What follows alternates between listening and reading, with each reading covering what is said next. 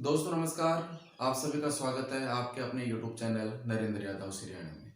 दोस्तों आज इस वीडियो में हम बात करेंगे टाइम मैनेजमेंट की। देखो किसी भी लक्ष्य को प्राप्त करने के लिए कोई भी कॉम्पिटिशन एग्जाम हो उसकी सफलता के लिए दो तीन चीजें बहुत ज्यादा जरूरी होती हैं। नंबर एक, अपना टारगेट फिक्स करना। हमने एक वीडियो के अंदर टारगेट के ऊपर बात कर ली, हमारा टारगेट क्या होना चाहिए ये हमें पता होना चाहिए। दूसरी बात, उस टारगेट को प्राप्त करने के लिए संसाधन क्या होने चाहिए, स्टडी मटेरियल क्या होना चाहिए, उसके बारे में भी हमने एक वीडियो के अंदर बात कर ली। तो हमारा टारगेट फिक्स हो गया। उस टारगेट को अचीव करने के लिए जो संसाधन होने चाहिए उनके ऊपर हमने बात कर ली। अब उन संसाधनों का किस प्रकार से उपयोग करें अपने टारगेट को अचीव करने के लिए, आज इस वीडियो के अंदर हम इस बात के ऊपर चर्चा करेंगे। यानी किस रास्ते पर चलकर किस प्लानिंग के तहत उन संसाधनों का अच्छे से अच्छा हम उपयोग करें और अपने टारगेट तक पहुंचा जा सके। दोस्तों देखो, टाइम हमारे पास बहुत कम है, इसलिए भर्तियों का इंतजार मत कीजिए कि वैकेंसीज आएंगी तब तैयारी स्टार्ट करेंगे। अपनी तैयारी है वो स्टार्ट कर दीजिए। और मैं हमेशा कहता हूँ कि वैकेंसीज आने के 3 महीने पहले 2 महीने पहले हमारी तैयारी कंप्लीट होनी चाहिए, क्योंकि ये ऐसा टाइम है जब तक वैकेंसीज नहीं आती हैं तब हम स्टडी करते हैं, फ्री माइंड स्टडी करते हैं। और जो इस टाइम भर्ती आने से पहले जो आप अपने कोर्स को अगर एक बार कंप्लीट कर लोगे वो आपके हमेशा काम आएगा और वो आपके माइंड के अंदर बिल्कुल स्थिर रहेगा, बिल्कुल एकदम से तैयार रहेगा। उसको आप कभी नहीं भूल पाओगे क्योंकि आप फ्री माइंड से तैयारी कर रहे हो। तो इसलिए बिल्कुल तैयारी पर लग जाओ। और इस वीडियो के अंदर हम मुख्य रूप से जो बात करने वाले हैं वो है एक तो सेल्फ या कोचिंग। बहुत ही महत्वपूर्ण सवाल है कि हमें सेल्फ स्टडी करनी चाहिए या कोचिंग करनी चाहिए। दोस्तों देखो, मैं फिर एक बार आपको बता रहा हूँ, कोई भी हम टारगेट अचीव करना चाहते हैं तो उससे पहले हमें किंतु परंतु वाली स्थिति को समाप्त करते हुए एक टारगेट फिक्स करना चाहिए। जितना भी आपको सोचना है अब सोच लो, क्या करना है, सेल्फ स्टडी करनी है या कोचिंग लेनी है, क्या पढ़ना है, किसकी तैयारी करनी है, सब कर लो। एक बार अपने लक्ष्य को निर्धारित करने के बाद में उस फील्ड में उतरने के बाद में किंतु परंतु की स्थिति नहीं होनी चाहिए।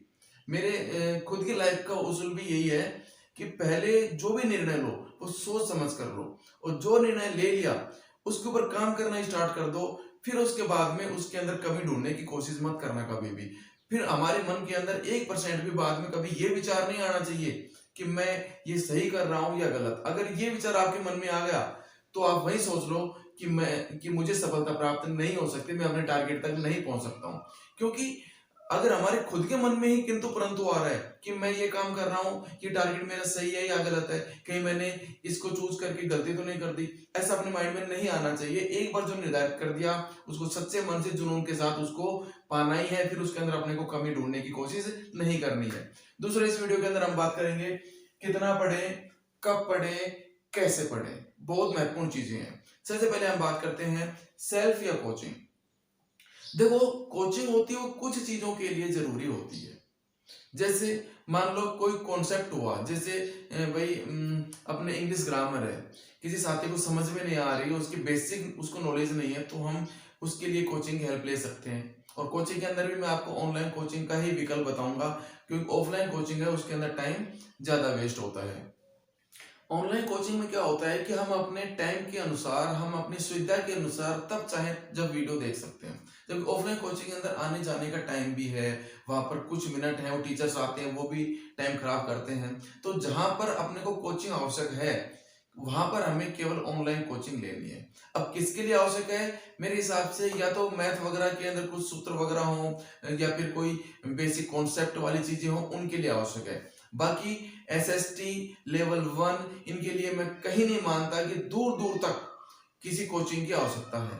और मेरे हिसाब से टीचर वाली जो फील्ड है, टीचिंग वाली जो फील्ड है, इसके लिए तो अगर आप कोचिंग को जितना अवॉइड करोगे आपके लिए फायदेमंद रहेगा। उसके कारण क्या है, एक तो जब हम कोचिंग करते हैं तो हम उनके ऊपर डिपेंड हो जाते हैं। हमें सोचते हैं कि जो करवाएंगे कोचिंग वाले करवाएंगे, जो करवा रहे हैं बेस्ट करवा रहे हैं। ये धारणा बिल्कुल गलत है। जो हमें एक ऑफलाइन, जो हमें प्रिंटेड बुक दे सकती है, जो हमें अपना खुद का माइंड दे सकता है, वो हमें कोचिंग वाले कभी भी नहीं दे सकते। इस बात को बिल्कुल ध्यान में रखो। एक हम डिपेंड हो जाते हैं। दूसरी चीज, जब तक हम कोचिंग करते हैं तब तक हम बिल्कुल मंत्रमुग्ध होते हैं, बिल्कुल हम अट्रैक्ट होते हैं टीचर की तरफ। बहुत शानदार टीचर है, कितना अच्छा पढ़ा रहा है, सब कुछ याद होता जाता है हमें।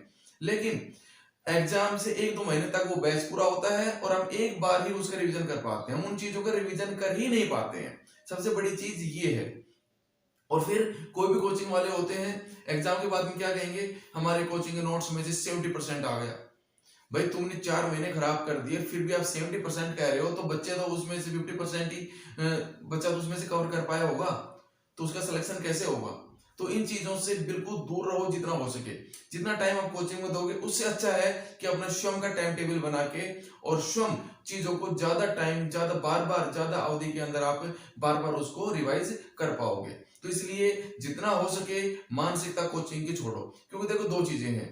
अगर किसी साथी ने तैयारी स्टार्ट करने के समय अगर कोचिंग ले ली, तो वो कभी लाइफ के अंदर सेल्फ स्टडी नहीं करने पाएगा, ये मेरा दावा है। क्यों? क्योंकि उसको मेहनत करने की आवश्यकता ही नहीं पड़ी, सब कुछ उसको पका पकाए मिल रहा है। अगर हम बच्चे को उंगली पकड़ के ही चलाते रहेंगे, उसे अकेले चलने का मौका ही नहीं देंगे, तो वो बच्चा अकेला चलने के अंदर असमर्थ महसूस करेगा अपने आप को।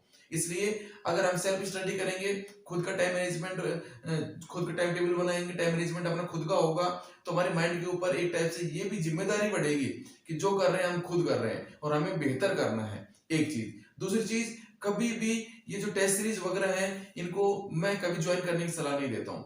कोई दूसरा आपको बताएगा कि आपको एक सप्ताह में ये पढ़ना, तब आप पढ़ोगे। आप कोई छोटे बच्चे नहीं हो, आपको लक्ष्य हासिल करना है, आप टीचर बनने जा रहे हो, खुद अपना मैनेजमेंट करना सीखो। और अगर इन्हीं के सारे चलोगे तो एग्जाम हॉल के अंदर आपका पेपर सोल्व कौन करेगा, ये बताओ आप। एग्जाम हॉल के अंदर तो आपको खुद ही अपना पेपर सोल्व करना है। इसलिए अपने आप को मजबूत बनाओ खुद। आपको जो भी टाइम मैनेजमेंट के अंदर आपको हेल्प की आवश्यकता है, मैं हेल्प करूंगा आपकी। लेकिन जहां तक हो सके तब तक ये ऑनलाइन। आपने खुद देखा रीट के अंदर शैक्षिक परिदृश्य वगैरह में, करंट में क्या क्या पढ़ाया आपको, कितने कितने आपने कोचिंग ली, लेकिन पेपर में आया क्या। जो ऑफलाइन तैयारी कर रहे थे, मेरे अंडर में जो बच्चे थे, बहुत शानदार रिजल्ट रहा है उनका। केवल अपने को अपने खुद का अपना टाइम मैनेजमेंट बनाना है, खुद के ऊपर अपने विश्वास करना है। और भारी ये जो दुनिया है ना, ये जो सोशल मीडिया वाली जो दुनिया है, इससे अपने को कट ऑफ रहना है, दूर रहना है। कभी ये मत देखो कि भाई इसके अंदर तो क्विज हल करवा रहे हैं, रोजाना क्विज हल जो करवा रहे हैं वो सब कर ले हम, बिल्कुल गलत है। अपना टारगेट पहले फिक्स करो, अपना स्टडी मटेरियल वाला, कि हमें क्या पढ़ना है, उन चीजों से बाहर हमें नहीं जाना है। जब तक हमारा कोर्स है वो 3 से 4 बार रिवाइज नहीं हो जाए।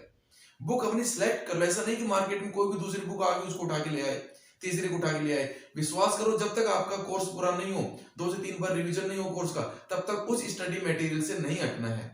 तब एग्जाम से 1-1.5 महीने जब अपना कोर्स पूरा हो जाए, तब अपने को सिलेक्टेड चीजें मार्केट से चूज कर सकते हैं, वो भी 1 या 2 बुक बस। बाकी अपने को ये नहीं देखना कि दुनिया क्या कर रही है, बिल्कुल नहीं देखना कौन से कोचिंग वाले क्या नोट्स बना रहे हैं, क्या टेस्ट सीरीज, ध्यान ही नहीं देना है। मैं अपना खुद का एक्सपीरियंस बता रहा हूँ। मैंने कभी मॉडल टेस्ट पेपर हल नहीं किए, मैंने कभी मार्केट के अंदर मॉडल टेस्ट पेपर में कभी लेके ही नहीं आया कि क्या पर्सन है क्या नहीं है। कभी मैंने मार्केट में ये नहीं देखा कि बच्चे क्या पढ़ते हैं, कौन सी कोचिंग ले रहे हैं, किसी चीज पे कोई ध्यान नहीं दिया। खुद के ऊपर विश्वास रखो, स्टार्ट के अंदर अपने स्टडी मटेरियल चूज कर लो, बढ़िया रणनीति बढ़िया बना लो, उसके ऊपर चलना है। भारी दुनिया के प्रति बिल्कुल ध्यान ही मत दो कि कौन क्या कर रहा है, कौन क्या पढ़ा रहा है, कौन सी कोचिंग वाले, सब धरे के धरे रह जाते हैं। बहुत हाई लेवल का पढ़ाते हैं, वो एग्जाम में आता भी नहीं है। और उस 10% के लिए आप अपनी आसान तैयारी को भी खो देते हो। जब तक कोचिंग करते हो लगता है बहुत अच्छा टीचर है। अगर आपको टीचर अच्छा लग रहा है, तैयारी अच्छी करवाई, तो आपका सिलेक्शन क्यों नहीं हुआ भाई? इसके पीछे कारण वो आपके समझ में नहीं आएगा। कारण यही है, जब तक हम पढ़ते हैं एक टाइप से माइंड वॉश हमारा हुआ रहता है कि बहुत शानदार टीचर है, हल्की फुल्की बातें करेंगे, थोड़ा बहुत हंसी मजाक टाइप में बातें करेंगे, तो आपको ऐसा लगेगा बहुत शानदार पढ़ा रहा है। कभी ये सोचो कि इससे हमें कितना ग्रहण हो रहा है और उसको हम कितना रिवाइज कर पा रहे हैं। जो चीज आप सेल्फ स्टडी के अंदर 20 मिनट के अंदर कर सकते हो, वो 1 घंटे के अंदर ऑनलाइन कोचिंग के अंदर वो आपको समझाएंगे। अब बताओ, जब 1-1 मिनट आज के कॉम्पिटिशन के लिए बहुत महत्वपूर्ण है, उस टाइम के अंदर आप 40 मिनट खराब कर दिए आपने। ये टाइम की भरपाई कभी नहीं हो पाती है। और बच्चों का अच्छी कोचिंग करने के बाद भी पिछड़ने का यही कारण है। एक बार पढ़ते हैं, टाइम इतना कम होता है, रिवीजन करने नहीं पाते हैं वो। तो एक तो इस चीज से जहां तक मेरा विचार है दूर रहिए। हो सकता है बहुत सारे कोचिंग वाले मुझे नाराज हो इस बातों से, लेकिन बिल्कुल फर्क नहीं पड़ता मुझे। मैं हमेशा बच्चों की एक ही बात कहता हूँ, सेल्फ स्टडी करो। टाइम मैनेजमेंट में गड़बड़ आए, स्टडी मटेरियल मुझसे पूछो, लेकिन फिर आपको विश्वास करना पड़ेगा। बहुत सारे बच्चों को अपने बुक्स के ऊपर विश्वास नहीं था लास्ट है, लेकिन बुक्स है उसने सिलेक्शन दिलवा रही है बच्चों के, बहुत ज्यादा बच्चों के, जिसने मन करके पढ़ा। बहुत सारे बच्चे बुक्स ले लेके, अरे सर विश्वास नहीं था, एक बार ही पढ़ी आपकी बुक को। भैया विश्वास नहीं, वो आपकी कमी, मेरी कमी नहीं है वो। तो आपको अच्छी रणनीति देना, प्लानिंग आपके देना, आपके लिए हेल्प करना, वो सारी काम मेरा है, लेकिन विश्वास करना आपका काम है। ये चीज होगी। दूसरी बात है कितना पढ़ें। देखो, पढ़ने का कोई टाइम नहीं होता है, टाइम के अंदर अगर किसी चीज को हम तोलेंगे तो वो काम बन जाएगा, ठीक है। जबकि पढ़ना है वो काम नहीं है, वो जुनून है, वो अपनी इच्छा शक्ति के ऊपर डिपेंड करता है, ठीक है। जितनी इच्छा शक्ति हमारी रहेगी उतना ही अच्छा हम बेहतर कर पाएंगे। तो इसलिए कितना पढ़े ये माइंड में सवाल आना ही गलत है। 2 घंटे पढ़े, 4 घंटे पढ़े, 6 घंटे पढ़े, काम नहीं है। बस अगर आपने जुनून पढ़ने का बना लिया, जॉब लगने का जुनून बना लिया, सरकारी नौकरी का जुनून बना लिया, तो अपने लिए केवल और केवल और फर्स्ट एंड फाइनल प्रायोरिटी है वो एक ही होनी चाहिए, स्टडी। मतलब समझ रहे हो आप? उठो, खाना पियो, खाओ, आराम से नहाओ धो, फ्री टाइम के अंदर, यानी जो अपनी दैनिक दिनचर्या है उसमें जो आवश्यक कार्य हैं उनको छोड़कर पूरा टाइम स्टडी पर दो। अब वो ज्यादा से ज्यादा कितना दे सकते हो वो उसके बारे में आप बिल्कुल भी विचार मत करो। सोचो मत कभी कि मुझे 2 घंटे पढ़ना, आज 3 घंटे निकाले मैंने। एक चीज ध्यान में रखो, जो अत्यावश्यक कार्य हैं वो ही करो, बाकी कार्यों को नेग्लेक्ट करो। ऐसा नहीं कि 2 घंटे पढ़ना था, 2 घंटे पढ़ लिए, अब आराम से मोबाइल देखेंगे। स्टडी वो नहीं होती। जुनून वो होता है कि बाथरूम के अंदर नहा रहे हो तब भी आपको वो चीजें रिवाइज कर रहे हो माइंड के अंदर। माइंड में से स्टडी को निकलने मत दो। वो टाइम गया, मोबाइल देख लो, थोड़ी देर सॉन्ग सुन लो, वो होता है स्कूल लाइफ के अंदर एक टाइम पीरियड होता है, कितने घंटे पढ़ ले रोजाना के, बाकी माइंड को फ्रेश रखे। ये जुनून है, ये कॉम्पिटिशन है, इसके अंदर कोई न्यूनतम अर्था नहीं है कि भाई हमने कितने मार्क्स प्राप्त करने हैं। दूसरों से बेहतर करना है, और दूसरों से बेहतर तभी कर सकते हो जब आप कुछ अलग करोगे। और अलग करने का मतलब ये है कि माइंड में जुनून होना चाहिए, इच्छा शक्ति होनी चाहिए। हर जगह बैठे हो, खाली बैठे हो, तब भी आप बिल्कुल रुचि के अनुसार, जब तक स्टडी को बोझ मानोगे, केवल नौकरी पाने के उद्देश्य से पढ़ोगे तो सिलेक्शन नहीं ले पाओगे। और जब अपनी इच्छा शक्ति से पढ़ोगे आपको खुशी होगी। मैं खुद कह रहा हूं, मैं एक दिन पढ़ता मुझे खुशी होती थी कि आज मैंने ये चीज याद कर ली, कल ये याद करूंगा। जब आप इंटरेस्ट के साथ में और जब आप केवल अपनी रुचि के अनुसार चीजों को अगर आप देखोगे, पढ़ोगे, तो निश्चित रूप से 24 घंटे आपके माइंड में स्टडी ही रहेगी। क्यों? क्योंकि वो आपका पैशन है, ना कि वो आप उसे काम के तौर पे देख रहे हो। तो इस चीज का विशेष ध्यान रखो, हर जगह माइंड के अंदर स्टडी होनी चाहिए, तब जाके जुनून के साथ आप स्टडी के साथ जुड़ पाओगे, स्टडी आपको अच्छा दे पाएगी। दो चीज होगी, तो पढ़ने का टाइम बिल्कुल भी काउंट मत करो। अत्यावश्यक कार्य हैं, उनके बाद में केवल और केवल स्टडी, ठीक है। उसके बाद में बात करें कब पढ़े।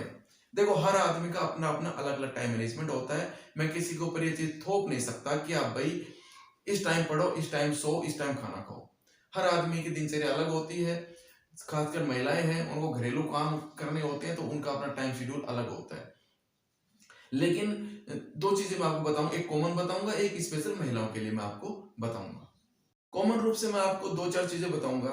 एक तो हमें 2 पार्ट के अंदर पढ़ना है, ठीक है। ऐसा नहीं कि हम लगातार 10 घंटे पढ़ सकते हैं। देखो, स्मार्ट स्टडी वो होती है जिसके अंदर स्टडी का टाइम भी हम बहुत ज्यादा निकालें, और जितना टाइम हम निकाल रहे हैं उसके अंदर हमारी स्टडी की स्पीड भी बहुत शानदार रहे। स्पीड बहुत मायने रखती है, पढ़ाई में रुचि।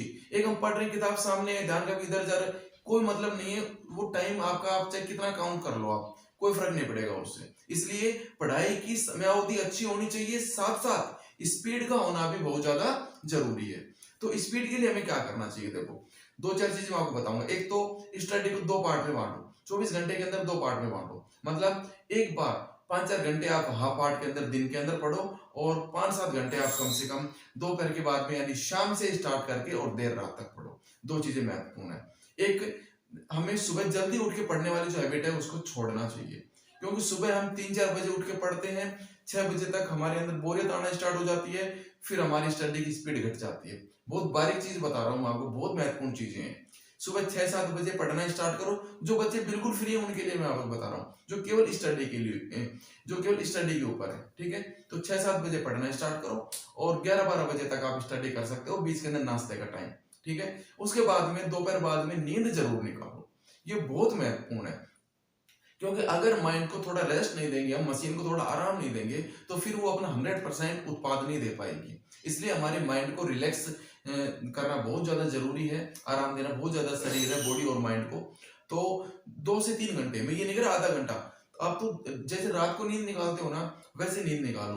2-4 दिन में आपको हैबिट पड़ जाएगी इन चीजों की। तो दोपहर बाद में आप 2-3 घंटे आराम से सो सकते हो, 12 से 3 तक या 1 से 4 बजे तक। शाम को 5 बजे पढ़ना स्टार्ट करो आप, और 5 बजे से रात को 11-12 बजे तक, 11-12 तो मैंने कम बताया, कम से कम 1 बजे तक का टाइम फिक्स रखो। कि 1 या 1:30, 1 से 2 के बीच का टाइम रखो आप, कि 2 बजे लास्ट और 1 बजे मिनिमम, 1 से 2 बजे के बीच में अपने को सोना है। जो रात को स्टडी करते हैं ना, वो बहुत महत्वपूर्ण होती है। 2 उसके प्लस पॉइंट है। एक तो हमारे अंदर खुद के अंदर ये जुनून आता है कि हम दूसरों से बेहतर कर रहे हैं, अच्छा कर रहे हैं, तो इससे हमारे अंदर कॉन्फिडेंस आता है। और दूसरी बात, रात का माहौल बहुत शांत होता है। और तीसरा, मैं आपको मैजिक बात बता रहा हूँ कि वो मेरे समझ में नहीं आएगी कारण क्या है। रात को हम चाहे 8 घंटे की नींद ले लो, लेकिन उसके बाद जब हम सुबह पढ़ते हैं तो हमें 9-10 बजे के आसपास आलस आने स्टार्ट हो जाते हैं, स्पीड हमारी कम हो जाती है। और जबकि दोपहर में अगर हमने नींद निकाल ली, उसके बाद में हम रात को चाहे 6 घंटे पढ़ लो, 7 घंटे पढ़ लो, हम एक स्पीड के साथ हमारी स्टडी होती है, उसके अंदर हमारी स्टडी के अंदर बिल्कुल भी गिरावट नहीं आती है। स्पीड के अंदर स्पीड बहुत शानदार होते हैं, पढ़ने की मन लगा रहता है पढ़ने के अंदर। तो इन 2 चीजों को ध्यान रखो। 5-6 घंटे सुबह पढ़ो, दोपहर में आराम से 2-3 घंटे की नींद निकालो, और फिर शाम को 5 बजे पढ़ने बैठो, 1-2 बजे तक लगातार स्टडी करो। बीच में खाना वाना हो जाए तो बीच में थोड़ा सा आराम भी मिल जाएगा। 2 चीज। एक बात का और विशेष ध्यान रखो, शाम का जो समय है ना, वो बहुत महत्वपूर्ण होता है। शाम को जो अपना ये क्या बोलते हैं, सूर्यास्त का जो अपना समय होता है, ये बहुत महत्वपूर्ण है। अगर शाम के 1-2 घंटे, 5 से 7 का टाइम हुआ, 6 से 7 का टाइम हुआ, इस टाइम हमारी हैबिट होती है बाहर घूमने की, दोस्तों के साथ घूमें फिरें, बाहर जाएं, माइंड फ्रेश हो। ये चीजें कॉम्पिटिशन एग्जाम की तैयारी करने वाले बच्चे के लिए सही नहीं है, जहां तक मेरा पर्सनल अनुभव है। क्योंकि शाम का टाइम बहुत अच्छा टाइम होता है। हमारी इच्छा होती है कि हम इसमें थोड़ा दोस्तों को टाइम दें, घर वालों को टाइम दें, बाहर भीतर घूमें फिरें, थोड़ा घूम के आए बाहर। लेकिन स्टडी के दृष्टिकोण से ये नुकसानदायक। कैसे नुकसानदायक है? क्योंकि उस टाइम के अंदर देखो, जो हम अच्छे पल होते हैं ना हमारी लाइफ के अंदर, उन अच्छे पलों को हम स्पेंड करते हैं, वो हमारे माइंड के अंदर ज्यादा स्थायी हो जाते हैं और बार बार हम उनके बारे में सोचते हैं। अगर हम शाम के टाइम में 6 से 8 के बीच में, या 6 से 7 या 5 से 7 के बीच में अगर हमने दोस्तों के साथ या बाहर भीतर टाइम स्पेंड किया, तो वापस आने के बाद हमारे स्टडी में मन नहीं लगेगा। ये रियल फैक्ट है। हमारे माइंड के अंदर वही अच्छी अच्छी चीज आती रहेंगी, दोस्तों के साथ घूमे, बातचीत की, ये क्या वो क्या। तो जब तक आपको अपना टारगेट अचीव नहीं हो जाता, अपना गवर्नमेंट जॉब वाला, तब तक मेरा आपको यही सजेशन है कि आप इस टाइम का उपयोग स्टडी में करें। कौन सा? 5 बजे स्टडी पे लग जाए और शाम का टाइम है वो ज्यादा से ज्यादा स्पेंड करें। सरस्वती माँ कभी नहीं कहते कि आप शाम के टाइम स्टडी मत करो। आप मेरे हिसाब से शाम के टाइम अगर आपने स्टडी कर ली, इस टाइम का यूज कर लिया, तो आप देर रात तक बहुत अच्छी स्टडी कर सकते हो। इसका विशेष ध्यान रखना। दूसरा, हमारा टॉपिक क्या चल रहा है, बातचीत चल रही है कब पढ़ेगी, ठीक है। एक 2-3 चीजों का हमें और यहाँ पर ध्यान देना है। मोबाइल का यूज। देखो, मोबाइल आज के दिन सबसे बड़ी बीमारी है। आपके लिए नहीं, मेरे लिए भी बहुत बड़ी बीमारी है। सबके जीवन के अंदर मोबाइल है, वो बहुत बड़ी समस्या बन चुका है आज के दिन। इसको कंट्रोल कर लिया तो आधी मंजिल आपने फतह कर ली, ये मान लो आप। देखो, दिन हमें बहुत छोटा लगने लगा है मोबाइल की वजह से। आप कभी एक बार एक्सपेरिमेंट करके देखो, जिस दिन आपके पास मोबाइल नहीं होता, मान लो नेट बंद गया, मोबाइल बेकार हो गया, उस दिन 24 घंटे हमारे लिए कितने बड़े निकलते हैं। ऐसा लगता है हमारी लाइफ के अंदर टाइम ही टाइम, हम कुछ भी कर सकते हैं। और जब हमारे पास मोबाइल होता है तो दिन का पता ही नहीं चलता कब दिन निकल गया। इसका कारण केवल और केवल मोबाइल है। क्योंकि मोबाइल के अंदर हम 5 मिनट की चीज देखने के लिए ओपन करते हैं, लेकिन उसके अंदर कब आधा घंटा बीत गया, 1 घंटा बीत गया, हमें पता भी नहीं चलता है। तो इस बीमारी से दूर रहना है। दूर रहने के मैं आपको कुछ आपके साथ चीजें शेयर कर सकता हूँ। एक तो सुबह उठते ही मोबाइल का यूज नहीं करना है। उठते ही सबसे पहले हमें स्टडी के ऊपर जाना है, उससे पहले मोबाइल को ओपन ही नहीं करना है, नेट ही ऑन नहीं करना है। इस चीज का विशेष ध्यान रखो। क्योंकि सुबह सुबह हम नेट ऑन करते हैं, 5 मिनट हमने नेट के ऊपर टाइम दे दिया, वो 5 मिनट का टाइम नहीं है। एक तो 5 मिनट टाइम देना चाहोगे, 20 मिनट टाइम दोगे। दूसरी बात, 20 मिनट टाइम देने का मतलब है 1 घंटे स्टडी में टाइम देना। यानी मोबाइल देखने से मानसिक तनाव इतना बढ़ता है, माइंड के अंदर बोरियत इतनी आती है कि हम स्टडी के अंदर पूरा एकदम फ्रेश माइंड से हम स्टडी नहीं कर पाते हैं। तो इसका ध्यान रखो कि भूल कर भी सुबह उठकर मोबाइल का यूज नहीं करना है। स्टडी करनी है, केवल नाश्ता वगैरह करो 2 घंटे स्टडी के बाद में, उस टाइम मोबाइल का यूज थोड़ा यूज कर सकते हो। मोबाइल का यूज है वो दूसरी चीजों, दूसरे काम करते टाइम करो, ताकि समय का उपयोग हो जाए। नाश्ता करते टाइम, भोजन करते टाइम, ठीक है, या फिर आप मतलब सोने जा रहे हो उस टाइम कर लो आप। तो इन चीजों को विशेष ध्यान रखो कि हमें मोबाइल का यूज कब करना है, ठीक है। तो एक तो सुबह उठ के नहीं करना। एक दोपहर बाद में जैसे हम सोते हैं, सोकर उठते हैं, तो उस टाइम पे हमें मोबाइल का यूज नहीं करना है। कहने का मतलब है कि जब भी हम अपने माइंड को फ्रेश करते हैं, आराम करते हैं, सोते हैं, उसके बाद हमें सीधा स्टडी पे जाना है, ना कि मोबाइल पे जाना है। इस चीज का विशेष रूप से ध्यान रखो। और जब हमें सोना है उस टाइम भी आप ज्यादा मोबाइल यूज नहीं करो, क्योंकि रात को अगर आप सोचो कि 1 बजे तक स्टडी हो गई, फिर हम थोड़ी देर मोबाइल का यूज कर ले फिर सो जाएं, बिल्कुल गलत है। क्योंकि मोबाइल का यूज करने से एक अलग टाइप की फीलिंग आती है बॉडी के अंदर, और हमारी नींद है वो बिल्कुल दूर भाग जाती है, और नींद हमें बिल्कुल भी नहीं आ पाती है, जो हमारे लिए बहुत ही समस्या का विषय बन सकता है। तो इसलिए इन चीजों का मोबाइल का यूज है और एक का पढ़ना है, इन चीजों की हमने सारी चर्चा कर ली, इसके ऊपर हमें विशेष रूप से ध्यान देना है। अगला हमें कैसे पढ़ें, टाइम मैनेजमेंट कैसे करें, ये बहुत महत्वपूर्ण है। देखो अलग अलग सिचुएशन में पढ़ने का तरीका अलग अलग होता है। जैसे अब भर्ती नहीं आई है, टाइम बहुत है, मेंटली प्रेशर नहीं है, तो आप कौन सी विधि का उपयोग करें? भर्ती आ रही है तब कौन सी विधि का उपयोग करें, और जब एग्जाम के 1 महीना बचा है तब किस विधि से पढ़े? तीनों में बहुत डिफरेंस है। देखो जब तक भर्ती नहीं आती है, जब तक हमारे ऊपर माइंड पे प्रेशर नहीं है, तब तक हम एक सब्जेक्ट को ज्यादा टाइम दे सकते हैं।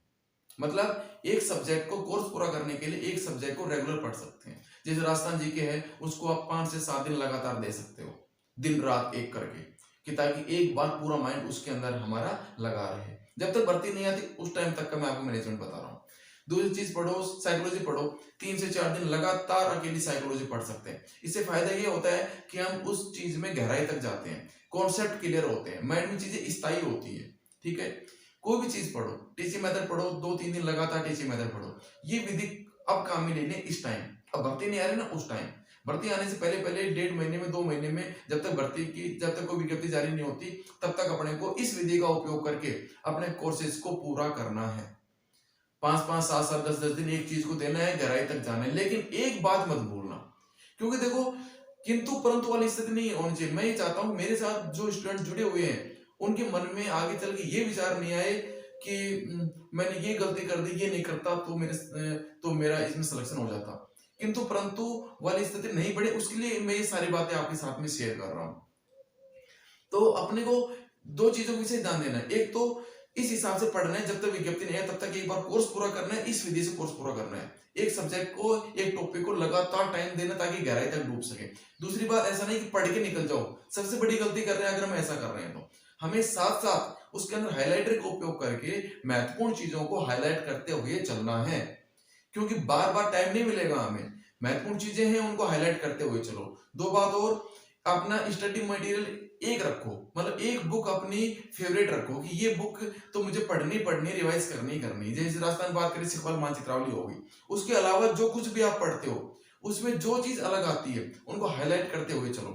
उस किताब से एक्स्ट्रा जो चीजें दूसरी किताबों में है ना, उसको हाईलाइट करते हुए चलो और उसको अपने रजिस्टर के अंदर नोट कर लो, ताकि लास्ट टाइम के अंदर रिवीजन के लिए अपने पास में एक जो अपने ऑथेंटिक किताब अपने मान रखी, फेवरेट किताब अपने मान रखी, उसको रिवाइज करना है। और साथ में जो दूसरी किताबों में जो ज्यादा मैटर था, एक्स्ट्रा था, उसको हमने अपने रजिस्टर में नोट कर लिया, तो हमें बहुत सारी किताबें देखने की आवश्यकता नहीं पड़ेगी और लास्ट टाइम के अंदर हमारा रिवीजन बहुत शानदार हो जाएगा। इस चीज का विशेष ध्यान रखो, ऐसा नहीं कि रीडिंग करते हुए छोड़ दिया।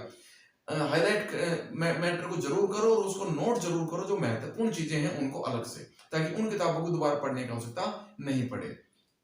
ये तो हो गया। और जब भर्ती आ जाए, वैकेंसी आ जाए, उसके बाद में टाइम टेबल कैसे बनाना है वो हम बाद में बात कर लेंगे, उसके ऊपर कैसे काम करना है। तो ये चीजें हो गई अपने कि भाई कैसे। एक अधिगम पठार, देखो भाई जब भी हम स्टडी करते हैं तो बीच बीच में ऐसा समय आता है कि हमारा मन नहीं लगता पढ़ाई में, बिल्कुल भी हमारी रुचि नहीं होती पढ़ाई के अंदर, हमें ऐसा लगता है कि हमें कुछ याद ही नहीं हो रहा है बिल्कुल भी। ये ऐसी सिचुएशन सबके साथ आती है। ऐसी सिचुएशन में हमारे पास केवल एक ही उपाय है, एक तो कुछ मोटिवेशनल वगैरह वीडियो वगैरह देख लें, दूसरा अपन जो अपना टाइम मैनेजमेंट हमने बनाया उसके ऊपर चर्चा कर लें, ठीक है, या फिर कोई भी आपका आदर्श हो, मॉडल हो, उससे आप बात करो, उससे आप गाइडेंस लो। ऐसे यानी ऐसी सिचुएशन सबके साथ आती है अधिगम पठार वाली, लेकिन उससे कम कैसे किया जाए इसके ऊपर हमें ध्यान देना है, ताकि 1-2 दिन के अंदर उस स्थिति से हम बाहर निकल के अपने टारगेट पर दोबारा आगे बढ़ सकें। इस चीज के ऊपर हमें विशेष रूप से ध्यान देना है। तो दोस्तों ये हमारा आज के, हमने इन सारी चीजों प्लानिंग के ऊपर चर्चा की। एक वीडियो में और बनाऊंगा, एक बहुत महत्वपूर्ण वीडियो में आपके सामने लेके आऊंगा जल्दी, कल परसों तक, कि डीएसएसबी के अंदर वैकेंसीज आने वाली हैं अभी बहुत सारी, टीजीटी की, पीजीटी वगैरह की, पीआरटी की, तो उनका अपने लिए क्या स्कोप है, राजस्थान के बच्चे उनकी तैयारी कैसे कर सकते हैं, कितनी फायदेमंद है, राजस्थान की भर्तियों के साथ में तैयारी कर सकते हैं या फिर नहीं कर सकते हैं, इन सारी चीजों के ऊपर बहुत महत्वपूर्ण बातें मैं आपको बताऊंगा, क्योंकि मैंने खुद भी 2-3 बार डीएसएसबी के एग्जाम दिए हैं, मैंने फाइट भी किए हैं, तो मेरा पूरा एक्सपीरियंस मैं आपके साथ में शेयर करूंगा। तो दोस्तों, अगर आपने अभी तक हमारे चैनल को सब्सक्राइब नहीं किया है तो चैनल को सब्सक्राइब कर लें और लिंक को ज्यादा से ज्यादा शेयर करें। जय हिंद, जय भारत।